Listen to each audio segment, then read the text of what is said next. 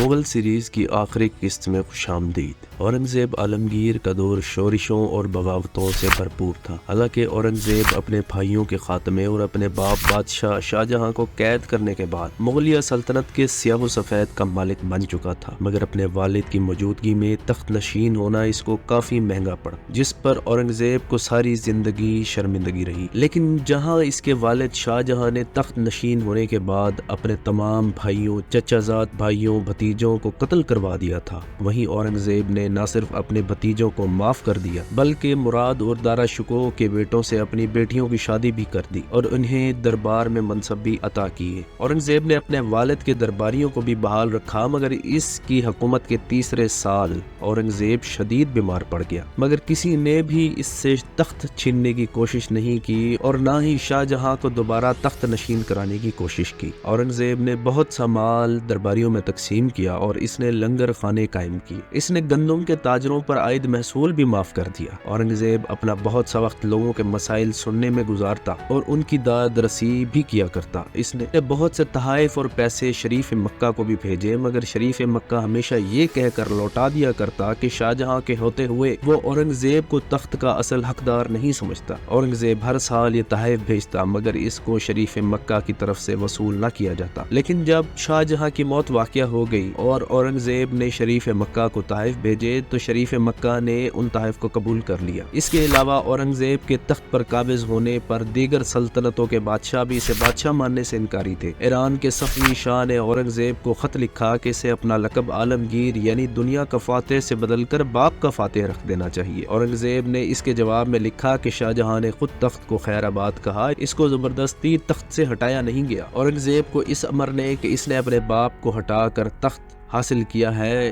ساری زندگی اس کا پیچھا کیا۔ فطرتاً ایک جنگجو ہونے کے باعث اورنگزیب نے اپنی تمام تر توجہ اپنی سلطنت کی وسعت پر لگا دی۔ تخت نشینی کی جنگ کے بعد بنگال کا کوئی گورنر نہیں تھا اور نہ ہی کوئی فوج تھی۔ کوچ بہار اور آسام کے راجاؤں نے اپنی فوجوں کو مشرق اور مغرب طرف سے ساجو کے مغل ضلع پر قبضہ کرنے کے لیے روانہ کر دیا۔ مسلمان افسر جن کے پاس نہ فوج تھی نہ ہی کوئی وسائل، یہ علاقے چھوڑ کر روانہ ہو گئے۔ اہوموں نے گوباٹی پر قبضہ کر لیا اور کوچ بہار کی فوجوں کو بھی پیچھے دھکیل دیا۔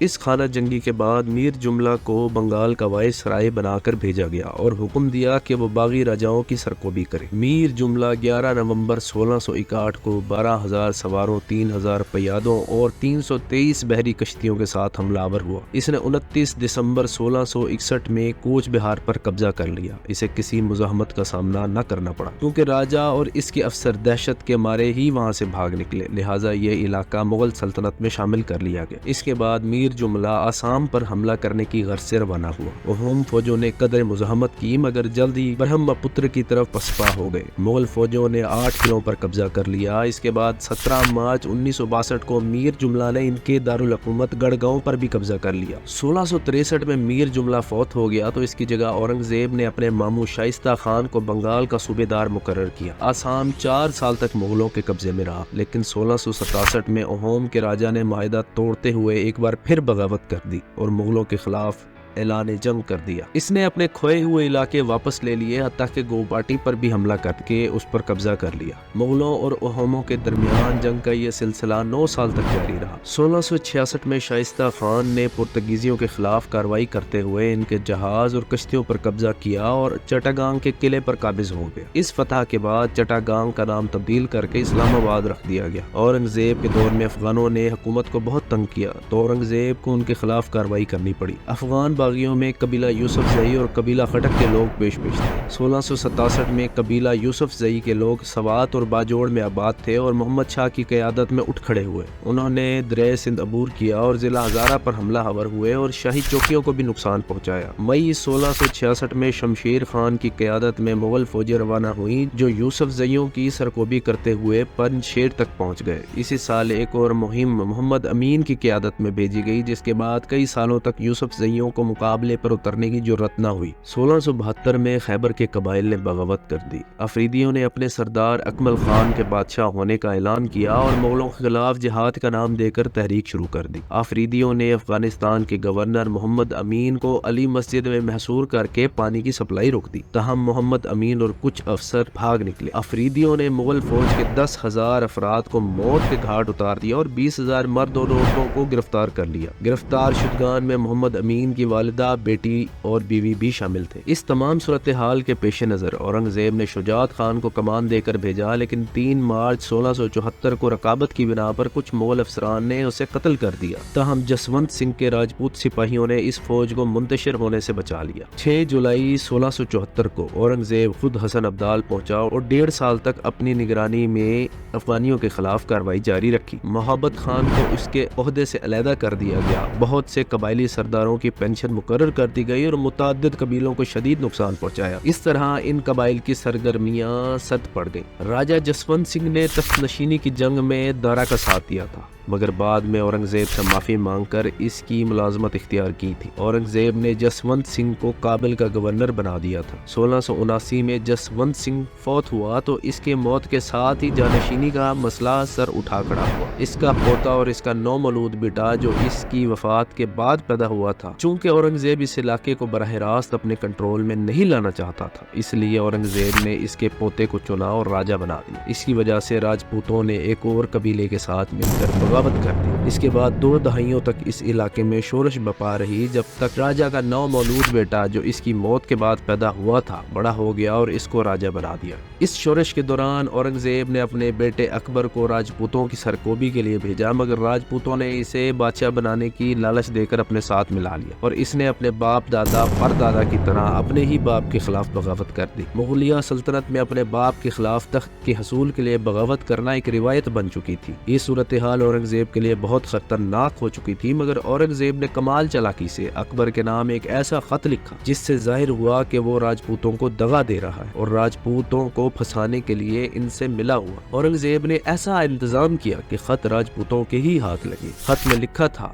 کہ برخوردار تم نے خوب کام کیا اور راجپوتوں کو قبضے میں لے لیا ہے، اب یہ بچ نہیں سکتے۔ جب یہ خط راجپوتوں کے ہاتھ لگا تو ان کا شہزادہ اکبر سے اعتماد اٹھ گیا اور انہوں نے اکبر کا ساتھ چھوڑ دیا۔ یہ صورتحال دیکھ کر اکبر راجپوتانہ سے بھاگ کھڑا ہوا اور ایران میں جا کر پناہ لی اور وہیں اس کی موت واقع ہوئی۔ شاہی فوجوں نے راجپوتوں کو پے در پہ شکست دی، آخر راجپوتوں نے صلح کر لی۔ جسونت سنگھ کا بیٹا اجیت سنگھ جودھ پور کا ولی قرار پایا اور باقی راجاؤں نے بھی اس کی اطاعت قبول کی، مگر راجپوتوں کے مغلوں سے ویسے خوشگوار تعلقات قائم نہ ہو سکے جیسے پہلے تھے۔ صرف جے پور کا راجہ جے سنگھ ہی اورنگزیب کا مکمل وفادار رہا اور اورنگزیب کو اس پر پورا اعتماد بھی تھا۔ اورنگزیب اور اس کے بھائیوں کے ساتھ تخت نشینی کی جنگ سے پہلے اورنگزیب دکن کی سلطنت کو لگ بھگ فتح ہی کر چکا تھا۔ اورنگزیب کی نظر میں یہ ادھورا کام اب پورا ہو جانا چاہیے تھا، لہٰذا 1636 میں تخت نشینی کی جنگ سے پہلے احمد نگر کی سلطنت زوال کا شکار ہو چکی تھی، جس کی سرزمین مغلوں اور بیجاپور کے حاکم کے ہاتھ آئی۔ وقت کے ساتھ ساتھ بیجاپور بھی زوال کا شکار ہوئی اور اس سرزمین پر مرہٹوں نے اپنا قبضہ جما لیا۔ اس دور میں مرہٹا کا ایک سردار شیواجی بھونسلے اپنی قوت بڑھانے لگا۔ اس کا والد شاہ جی بھونسلے مغلوں کے خلاف بغاوت میں ملک امبر کا ساتھی تھا، جس میں ناکامی کے بعد وہ مغل شاہی دربار میں منصبدار بنا۔ شاہ جی بھونسلے ایک قابل جنرل تھا، اس نے اپنی بیوی اور بیٹے کو پونے بھیج دیا اور خود بیجاپور کے سلطان کی خدمت میں مامور ہو گئے۔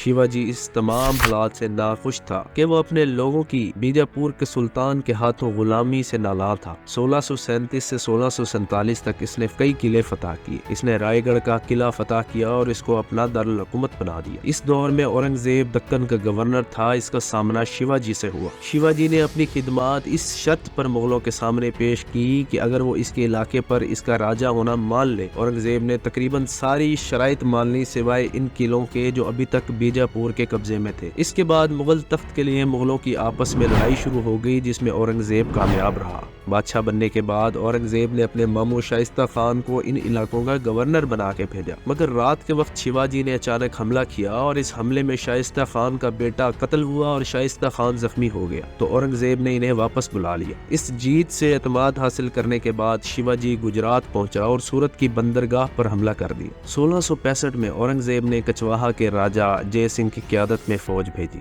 راجہ جے سنگھ نے شیواجی کو پے در پے شکستیں دی۔ آخرکار شیواجی نے ہتھیار ڈال دیے اور اپنے 35 قلعوں میں سے 23 قلعے مغلوں کے قبضے میں دینے پر رضامند ہو گیا۔ اس نے اپنے بیٹے سمبھاجی کو بھی مغل فوج کا حصہ بنایا اور راجہ جے سنگھ کی وساطت سے اورنگزیب کے دربار میں پیش ہوا۔ شیواجی کو 5 ہزاری امیروں میں جگہ ملی، مگر وہ اس سے ناخوش تھا اور وہاں اپنے معیار کے مطابق منصب نہ ملنے پر کافی ہنگامہ آرائی کی۔ شیواجی کی ہنگامہ آرائی کرنے پر اورنگزیب نے اسے جیل میں ڈلوا دیا، مگر وہ پہرہ داروں کو رشوت دے کر وہاں سے فرار ہوا اور دکن جا پہنچا۔ 1674 میں بیجاپور سلطنت کے زوال کے بعد شیواجی نے راجہ کا منصب اختیار کیا اور 6 سال بعد اس کا انتقال ہو گیا۔ مرہٹوں کی شورش اس کے انتقال کے بعد بھی ختم نہ ہو سکی، لہٰذا 1680 میں اورنگزیب خود دکن گیا تاکہ اس معاملے کو نپٹا سکے۔ مرہٹوں کے ساتھ ساتھ اس نے 1686 میں گولکنڈہ پر بھی حملہ کر دیا، جس کا فرمانروا ابو الحسن تانا شاہ تھا۔ اورنگزیب کو فتح ہوئی اور ابو الحسن کو نظر بند کر دیا گیا۔ اس کے بعد اورنگزیب نے بیجاپور کو بھی خود فتح کیا اور ساری توجہ مرہٹوں کی شورش کو کچلنے میں لگا دی۔ اس وقت شیواجی کا بیٹا سمبھاجی مرہٹوں پر حکومت کر رہا تھا، جسے گرفتار کر کے اس کی آنکھیں نکال لی گئیں اور اذیت دے دے کر قتل کر دیا گیا۔ اس کے بعد مرہٹوں نے شیواجی کے دوسرے بیٹے رام کو تخت نشین کیا، مگر رائے گڑھ کی فتح کے بعد اس کی بھی حکومت ختم ہو گئی اور راجہ رام بھاگ کر جنجی چلا گیا اور یہاں آ کر مرہٹوں نے قلعہ جنجی پر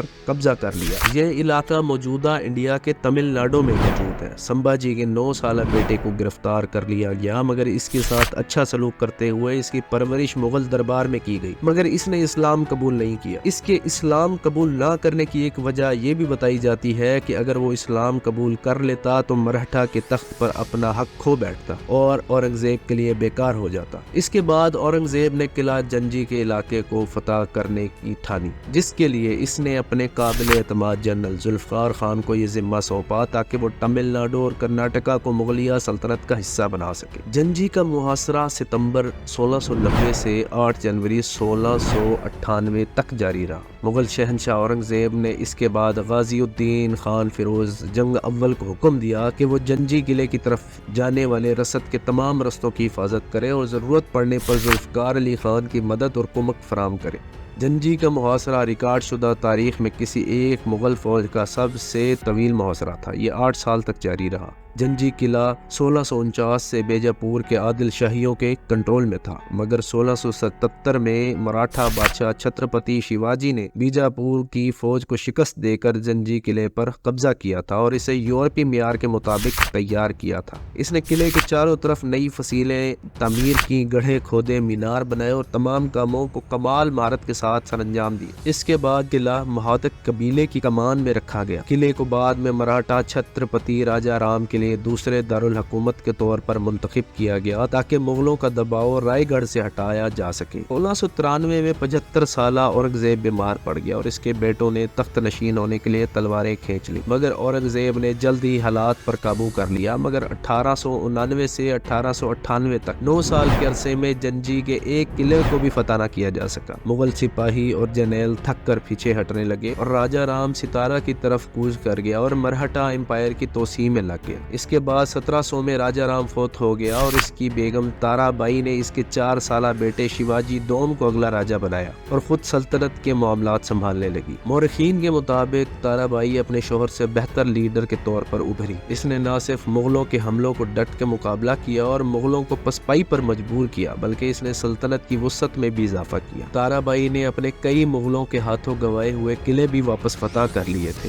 تارا بائی کی مرہٹا فوج مغلوں کی فوج کی نسبت زیادہ منظم اور موبلائز تھی۔ علاوہ ازیں تارا بائی کی فوج پہاڑی علاقوں کی عادی تھی اور اپنے علاقوں کو بہتر جانتی تھی اور گوریلا وارفیئر میں ماہر تھی، جبکہ مغل فوج اس کی نسبت پہاڑی علاقوں سے ناآشنا تھی اور پہاڑوں میں حرکت کرنے میں کافی دقت محسوس کرتی تھی۔ اس کے علاوہ اورنگزیب کی بگڑتی صحت کے پیش نظر مغل شہزادے اپنی سیاسی اور فوجی قوتوں کو بڑھانے میں مصروف رہتے تھے۔ درباری مختلف حلقوں میں تقسیم ہو کر اپنی اپنی طاقت کو بڑھانے کی کوشش میں مصروف تھے، جبکہ اورنگزیب کے قابل بھروسہ جرنیل فوت ہو چکے تھے۔ 1699 سے 1707 کے دوران بوڑھے اورنگزیب نے خود مختلف محاصرے کیے۔ اورنگزیب نے ان محاصروں سے کچھ حاصل نہ کیا۔ 1706 میں ایک محاصرے کے دوران اورنگزیب بے ہوش ہو گیا اور ایک پالکی میں احمد نگر لایا گیا۔ 3 مارچ 1707 میں اورنگزیب اپنے قلعے میں فوت ہو گیا۔ اورنگزیب کی وفات کے بعد مغل سلطنت کو کوئی بھی اہل جانشین نہ مل سکا۔ اس کے بعد آنے والے مغل بادشاہ عیاش اور سست تھے، انہوں نے مغل سلطنت کو زوال کا شکار کر دیا اور آگے آنے والے مغل بادشاہ مرہٹوں کے بڑھتے قدم نہ روک سکے، کیونکہ وہ سیاست، سپاہ گری اور انتظامی معاملات سے آری تھے۔ انہوں نے پورے ہندوستان پر پھیلی مغل سلطنت رفتہ رفتہ محض دہلی اور اس کے مضافات تک ہی محدود کر دی، اور آخرکار 1857 میں آخری مغل بادشاہ بہادر شاہ ظفر کے بعد مغل سلطنت کے برائے نام دور حکومت کا بھی اختتام ہوا۔